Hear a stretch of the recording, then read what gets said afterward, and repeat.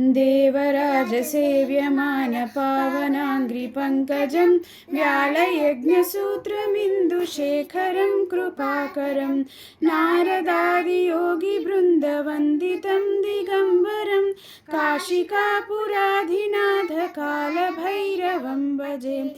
भानुकोटिभास्वरं भवाब्धितारकं परं नीलकण्ठमीप्सितार्धदायकं त्रिलोचनं कालकालमम्बुजाक्षमक्षशूलमक्षरं काशिकापुराधिनाथकालभैरवं भजे।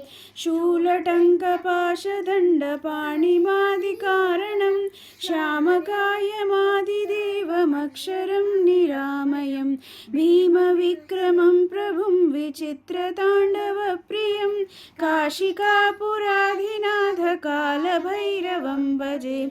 भुक्तिमुक्तिदायकं प्रशस्तचारुविग्रहं भक्तवत्सलं स्थिरं समस्तलोकविग्रहं निक्वणन्मनोज्ञहिमकिङ्किणीलसत्कटिं काशिकापुराधिनाथकालभैरवं भजे।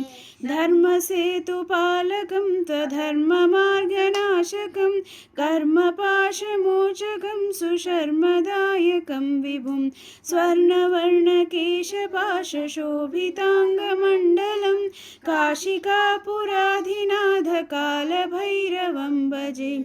रत्नपादुकाप्रभाभिरामपादयुग्मकं नित्यमद्वितीयमिष्टदैवतं निरञ्जनं मृत्युदर्पनाशनं कराळदंष्ट्रभीषणं काशिकापुराधिनाथकालभैरवं भजे। अट्टहासभिन्नपद्मजाण्डकोशसन्ततिं दृष्टिपापनष्टपापजालमुग्रदासनम् अष्टसिद्धिदायकं कपालमालिकाधरं काशिकापुराधिनाथकालभैरवं भजे। भूतसङ्घनायकं विशालकीर्तिदायकं काशीवासिलोकपुण्यपापशोधकं विभुं नीतिमार्गकोविदं पुरातनं जगत्पतिं काशिकापुराधिनाथकालभैरवं भजे।